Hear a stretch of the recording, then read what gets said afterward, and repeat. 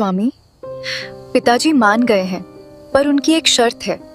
वे आपको मार्ग का पता नहीं चलने देना चाहते हैं, इसलिए वे आपकी आंखों पर पट्टी बांधकर ही आपको गुफा तक ले जाएंगे। शर्त मंजूर है। मेरा मकसद तो केवल उन तक पहुंचना है।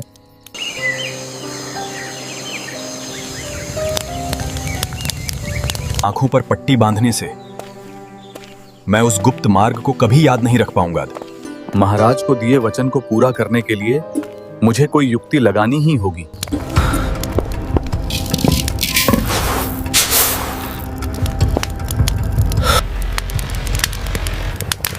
मिल गए। ये सरसों के बीज ही अब मेरी मदद करेंगे। मैं इन्हें रास्ते भर गिराता जाऊंगा और बारिश के बाद ये छोटे पौधे बनकर मुझे रास्ता दिखाएंगे। फिर मैं आराम से उस गुप्त स्थान में पहुंच जाऊंगा।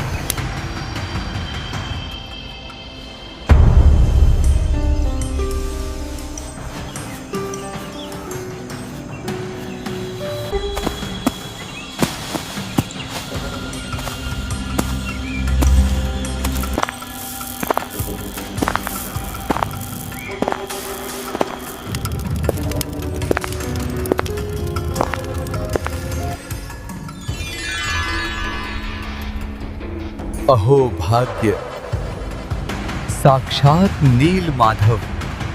प्रभु आपके दर्शन पाकर मैं धन्य हुआ।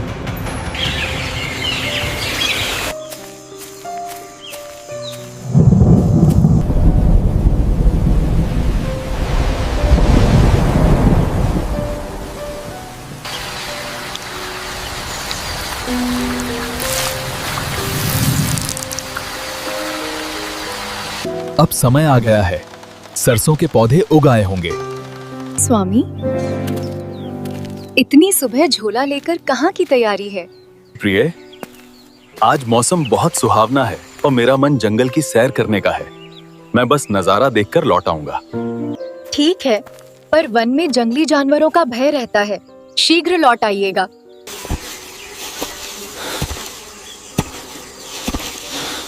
मिल गया।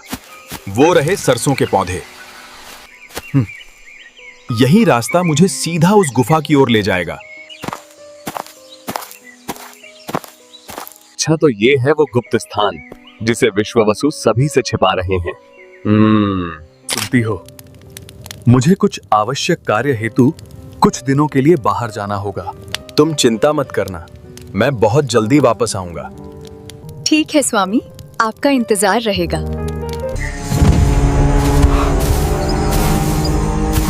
शेरा, तुम कहाँ हो? जल्दी मेरे पास आओ। शेरा, मेरी आवाज सुन पा रहे हो? जल्दी से मेरे पास आओ। दोस्त, कार्य सफल करने में थोड़ा विलंब हो गया। अब मुझे जल्दी से महल पहुंचा दो।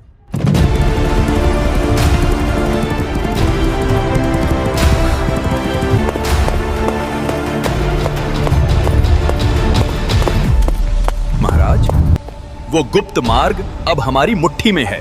सरसों के पौधों ने मुझे सीधा उस गुफा तक पहुंचा दिया है। अति उत्तम। सेनापति, अभी कूच की तैयारी करो। हम नील माधव को सम्मान पूर्वक अपने स्वर्ण महल में स्थापित करेंगे।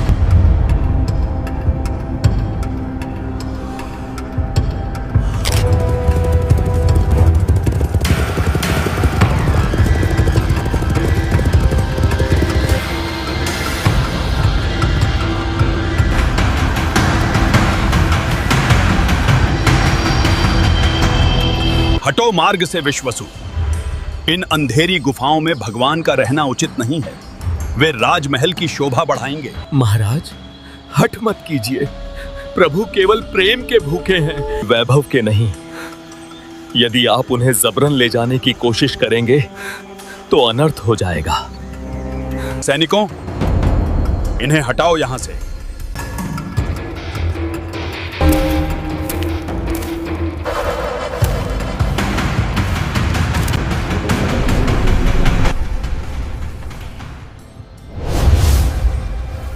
मंत्री, कहां है नील माधव? यहां तो केवल सन्नाटा है। महाराज, मैं शपथ लेता हूं, मैंने यही प्रभु के दर्शन किए थे। वे यहीं थे। विश्वसुबु को अंदर लेकर आओ। हे नील माधव, आप चले गए। महाराज, मैंने कहा था भगवान शक्ति से नहीं भक्ति से मिलते हैं। आपने उनका अपमान किया और वे अंतर्ध्यान हो गए। ये मैंने क्या किया? प्रभु को पाने की चाह में मैंने उन्हें खो दिया। राजन, शोक मत करो। अब मैं इस सूक्ष्म रूप नील माधव में यहां नहीं रहूंगा। मेरा नील माधव स्वरूप केवल विश्ववसु जैसे सरल भक्तों के लिए था। प्रभु, क्या मुझे आपके दर्शन कभी नहीं होंगे? क्या आप इस भक्त को दर्शन नहीं देंगे? धैर्य रखो। मैं समुद्र में एक दारू दिव्य लकड़ी के रूप में प्रकट होऊंगा। उसी से मेरा नया विग्रह मूर्तियां बनाना।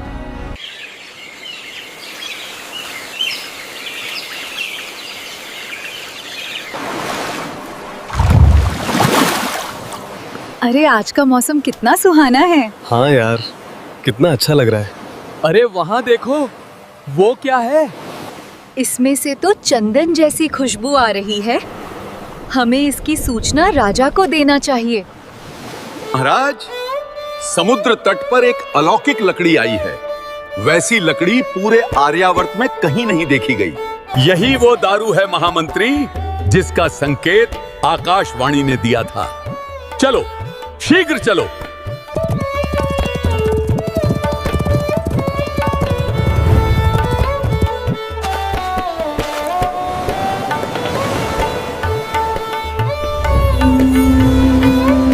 प्रभु, आप अंततः पधार ही गए। मंत्री, सम्मान पूर्वक इस दिव्य लकड़ी को राजमहल की कार्यशाला में पहुंचाया जाए।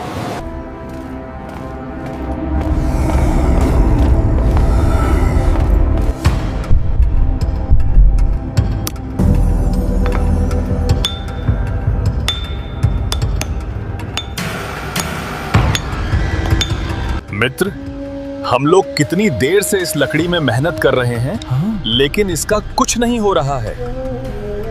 क्षमा करें महाराज, हमारे सबसे मजबूत औजार भी इस लकड़ी पर एक खरोंच तक नहीं बना पा रहे। जैसे ही हम प्रहार करते हैं, छेनी टूट जाती है। यह कोई साधारण कार्य नहीं है। हे नील माधव, क्या आपकी मूर्ति कभी नहीं बन पाएगी?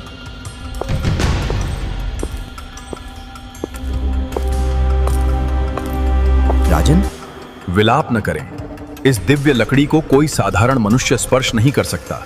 इस कार्य को मैं पूर्ण करूंगा।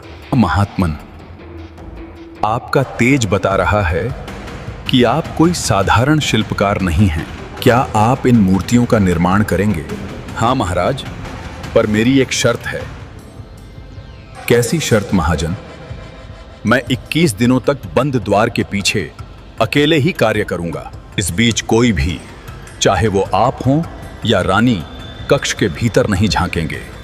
यदि शर्त टूटी तो मैं कार्य अधूरा छोड़कर अंतर्ध्यान हो जाऊंगा। आपकी शर्त शिरोधार्य है। 21 दिनों तक इस कक्ष की ओर कोई भी कदम नहीं बढ़ाएगा।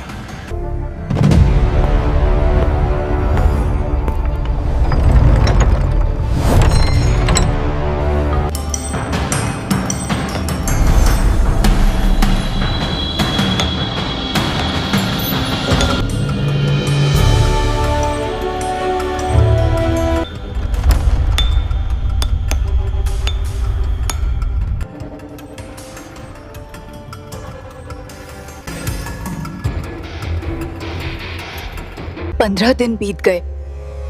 कल तक तो छेनी हथौड़ी की आवाजें आ रही थीं, पर आज ये सन्नाटा क्यों? कहीं वो वृद्ध भूख प्यास से। महाराज, अनर्थ हो गया। कक्ष से कोई आवाज नहीं आ रही। मुझे डर है कि उस वृद्ध शिल्पकार के प्राण संकट में न हो। रानी, धीरज रखें। उन्होंने 21 दिनों की कठोर शर्त रखी थी। समय से पूर्व द्वार खोलना उनके कार्य का अपमान होगा। पर महाराज, बिना अन्न जल के कोई इतने दिन कैसे जीवित रह सकता है? यदि उन्हें कुछ हो गया तो हमें ब्रह्म हत्या का पाप लगेगा। कृपया द्वार खुलवाएं।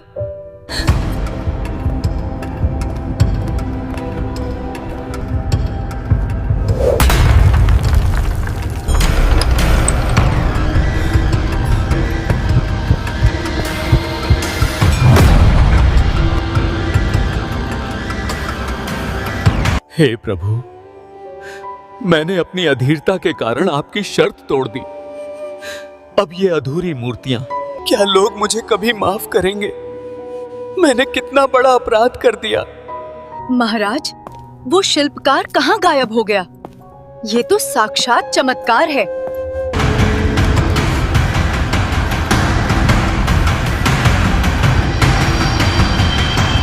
राजन, विलाप मत करो।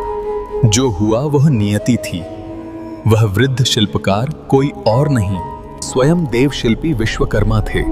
विश्वकर्मा जी। पर प्रभु, ये मूर्तियां तो अधूरी हैं। इनके न हाथ हैं न पैर। प्रजा क्या कहेगी? मैं अपनी भूल को कैसे सुधारूं? हे राजन, ये अधूरी नहीं बल्कि मेरे सबसे प्रिय स्वरूपों में से एक है। कलयुग के इस काल में मैं इसी रूप में जगन्नाथ कहलाऊंगा। मैं बिना हाथों के भी सबका उद्धार करूंगा और बिना पैरों के भी अपने भक्तों की पुकार सुनकर उनके पास पहुंचूंगा। प्रभु, क्या भक्त इस रूप को स्वीकार करेंगे? अवश्य। यह रूप प्रेम और करुणा का प्रतीक है। जो भी इन बड़ी बड़ी आंखों वाले स्वरूप के दर्शन करेगा, उसके सारे कष्ट दूर हो जाएंगे। जाओ राजन, पूरे विधि विधान से इनकी स्थापना नीलमणि पर्वतपुरी पर करो। नील गगन से आई पुकार, जग के नाथ जगन्नाथ। भटके राही का तुम्ही पथ, जय जगन्नाथ जय जगन्नाथ। नील गगन से आई पुकार, जग के नाथ जगन्नाथ। तो देखा आपने दोस्तों, कैसे भगवान कृष्ण का हृदय उस दिव्य लकड़ी में समाहित हुआ और आज भी भगवान जगन्नाथ के रूप में पुरी में विराजित है। इसीलिए तो कहते हैं, देखो नील मधव की अद्भुत कहानी, कृष्ण का हृदय बना दिव्य निशानी। सागर में तैरती वो दारू अनमोल, जिसमें बसे थे प्रभु के मीठे बोल। बड़े बड़े शिल्पकार जब हार गए, तब विश्वकर्मा वृद्ध रूप में आए। रखी ये शर्त न खुलेगा द्वार, हो रहा था मूर्तियों का आकार। रानी ने आज्ञावश खोला कपट, रुक गया काम हुआ अनर्थ झटपट। बने जगन्नाथ बालभाद्र सुभाद्र, अधूरे रूप में पूरी हुई गाथा। जय जगन्नाथ जय जगन्नाथ जय जगन्नाथ जय जगन्नाथ।